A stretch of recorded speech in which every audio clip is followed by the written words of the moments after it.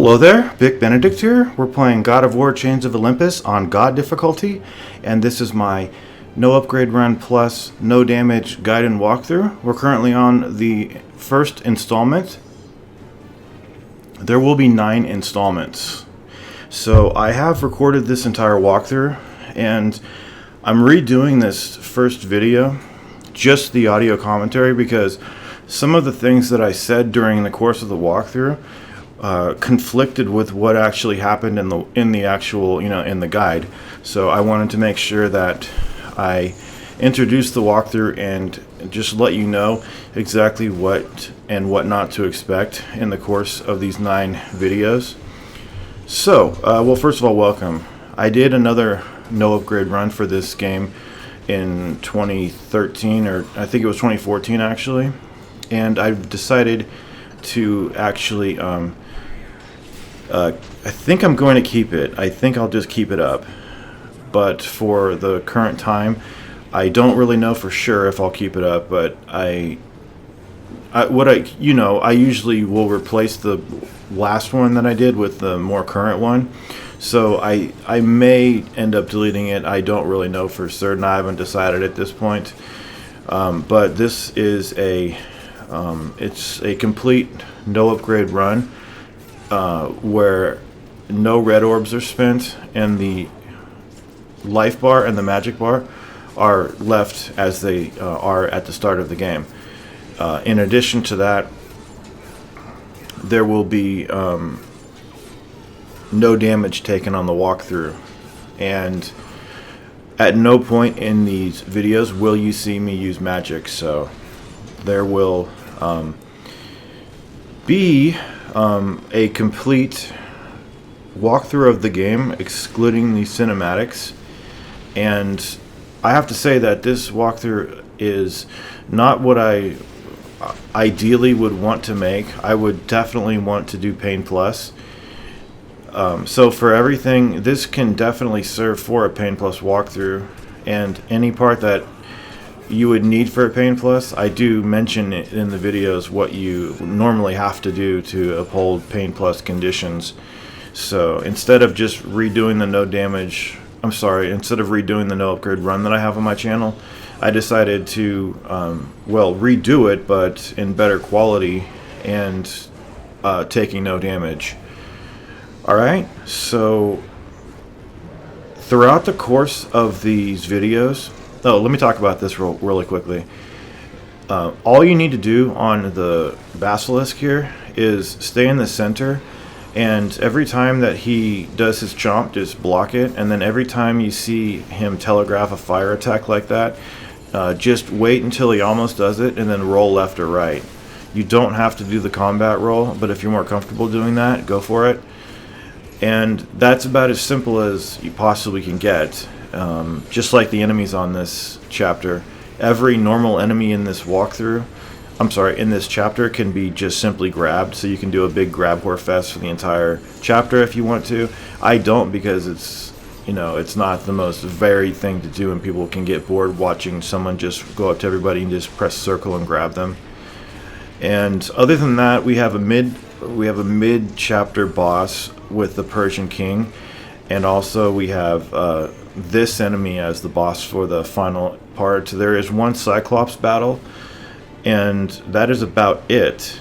I will not be, if you're one of the people that watches my videos and you always lament or rue or hate the fact that I always try to go out of my way to obtain red orbs and smash everything and find all the hidden chests, I've decided on this project not to do that. So it's going to be a quicker run through the levels, not getting them, because there really is no point. If you're not going to do any red orb spending, why would you need to get the orbs? I know sometimes it's fun to do it, but I've decided that it just makes the videos longer. So when you get to this, when you push it forward a little bit, you're going to have an AoE right in your way, so just stop pushing it, get off of it for a moment, let it pass, and then that's the only threat. Alright, so once you get to this next section, you're going to be dealing with some archers, and the archers in this game are just a staggering enemy. I have no idea why they work the way that they do, but any archer that you kill, if there are other archers in any vicinity of the one that you're attacking, they will, and even if they are about to fire too, they will de-aggro if you grab one of the other archers. So it's just completely fascinating. I think it's just something from the PSP days, because when you think about it, this game, when it originally came out, was a game that you just played on a park bench or in a library or something. But see, I grab him and then the other one lowers his bow. I call it going to sleep is what they do, and these ones don't even do anything. So in addition, though, I've preserved the 60 frame rate that the game runs in 1080, so it looks a lot better than the previous guide that I have for my no upgrade run. And all in all, I just wanted to share some reflections, because this is the first video, and I normally make the first video the first, but having just already done the guide, coming back to the first video, I can offer some, some presentiments that I normally wouldn't have. But the run is a very doable. The only part that prevents me from doing a Pain Plus run is the Charon fight, although I have done Charon under Pain Plus conditions where you don't projectile parry, but I've never done the same for Persephone, and I don't like the Persephone fight under Pain Plus conditions. It's really not the fault of the boss, it's just the fault of it's no one's fault, it's just the conditions don't get accommodated very well by a boss that does projectiles, when you're not allowed to projectile parry on a Pain Plus run. But this run, it's fine. This run will be a complete Blades run with 2 exceptions. I will be using the Gauntlet of Zeus on Charon, and I will also be using the Gauntlet of Zeus on Persephone. So if you are disappointed about that, I apologize. It's not a complete Blades run, but I would say 95 or more % of it is just the blades. So why did I choose to use the blades? Why did I use a weapon that's potentially like 2 times as stronger? I'm really gonna tell the truth about it. It's just that the amount of time that it takes to defeat Charon and Persephone with the blades at level 1, it's more than I can currently do. I can't. I just can't go that long without making mistakes, and I did feel bad about it at first, but once I got to those boss fights, I realized that the gauntlet was definitely a good choice for me, because it still allows the fights to be quite difficult, and this walkthrough has a lot of hard parts. It really does. So I didn't really mind using the gauntlet because the rest of everything was taken care of without it. Okay, so also there will be, like I said, no magic usage. There will be parrying, because parrying is something that you get on a normal, even an unupgraded run of the game, and it's a lifesaver. It's such a handy thing to have. We won't ever riposte in this game, but we will parry. So that also will mean that we don't think that we're above projectile parrying. So there will be projectile parrying and then standard parrying. And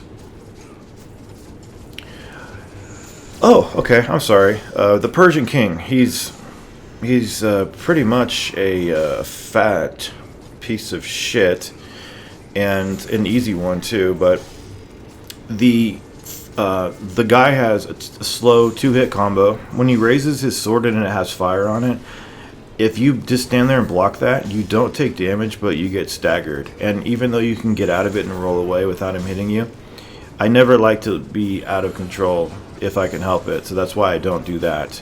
Now, he does have a set amount of lackeys, so you can fight him with or without the lackeys. It's up to you.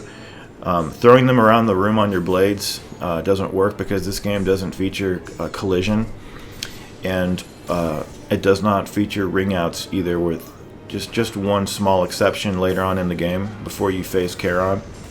So other than that, he does do the Ifrit, and he does do I think one other thing possibly, but I think I actually did cover everything that he does.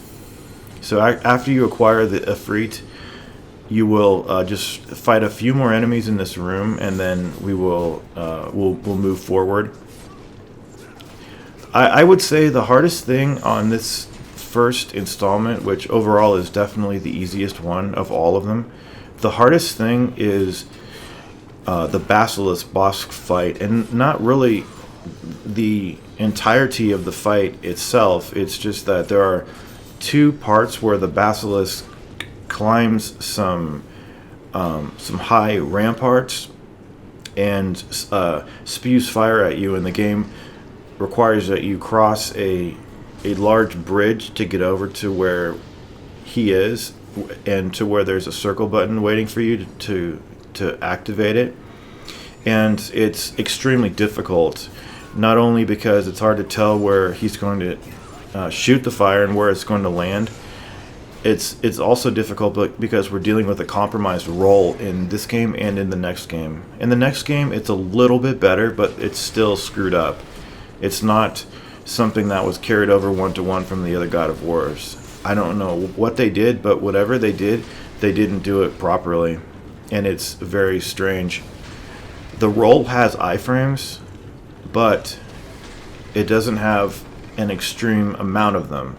So it is possible to roll through attacks, of course, and roll through the weapons that enemies have, but it is a very strange feature of these PSP games that we're dealing with this roll. So I just have issues with it, quite frankly, because it just doesn't come out fast enough. It's just, you have to play it to feel how it is. It's just not right. Just something is just really wrong with it.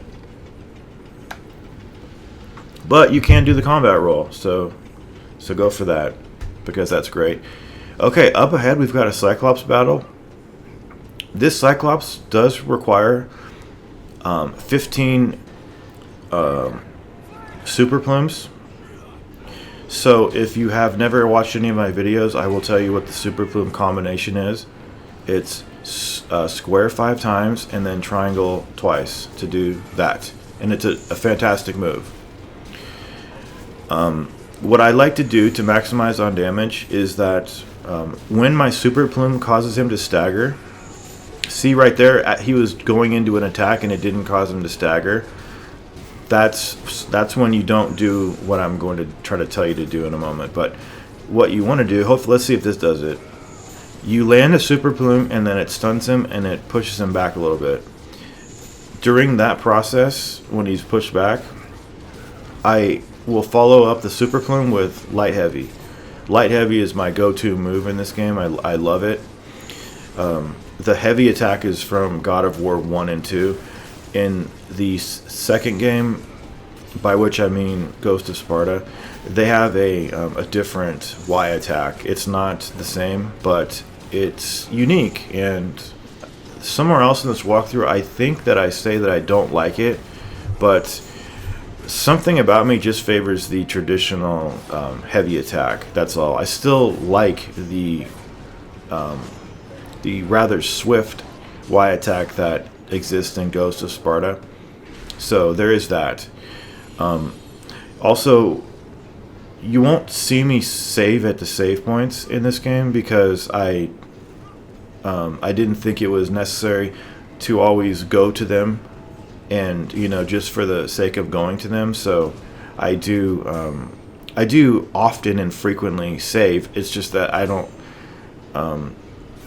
I don't think it always has to be shown in a walkthrough. Sometimes I kind of go near them and then I just stop, but everything is done on pieces of footage that just aren't in the guide. So, okay, so coming up over here now, we have got a couple of these ladders that you can interact with, a couple of archers on a structure over there to the right, and then up here we've got another archer. This is a skippable area.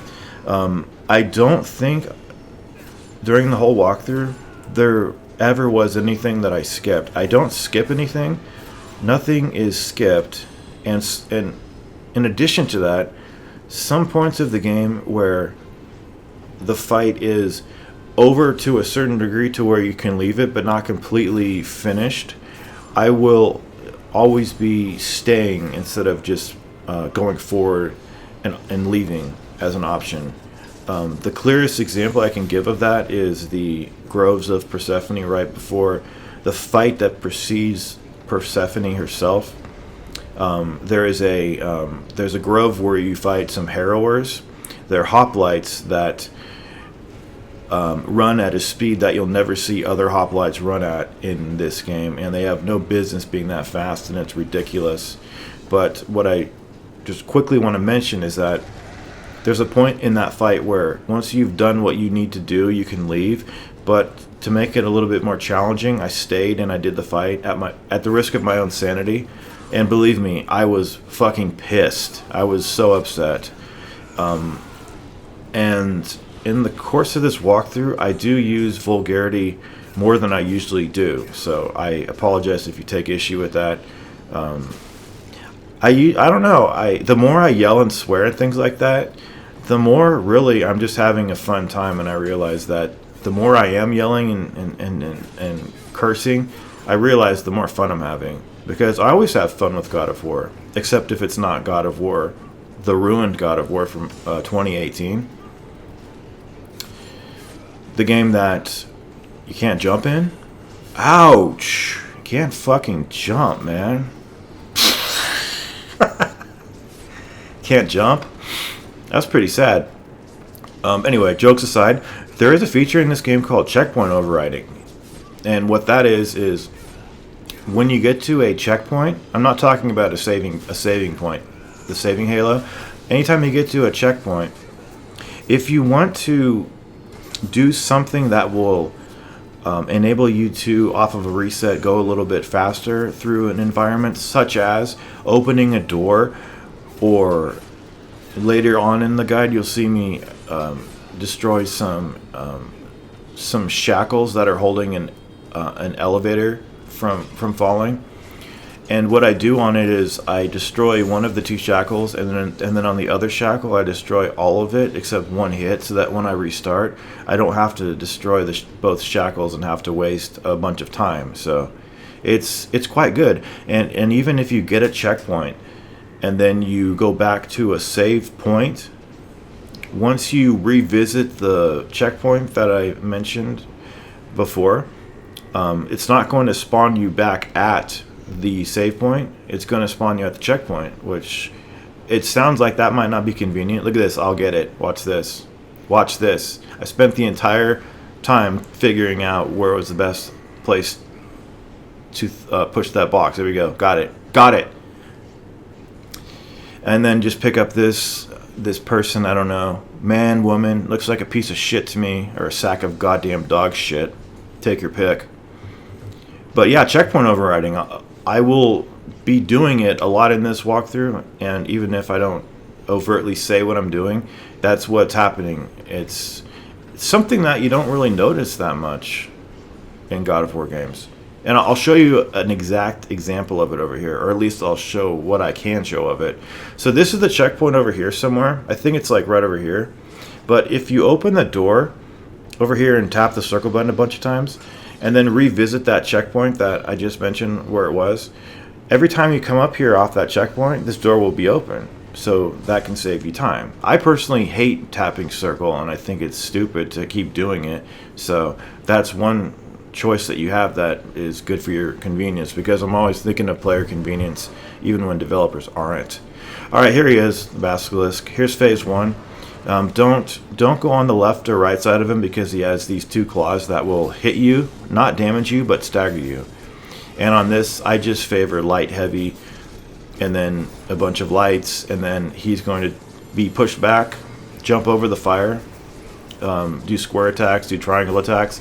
This is not a fight where you're just trying to do a bunch of super plums. It's a fight where you need to do consistent damage to drive him back to the wall, which will prompt him to scurry up one side of it, perch himself on the side of it, and then do the fireballs at you.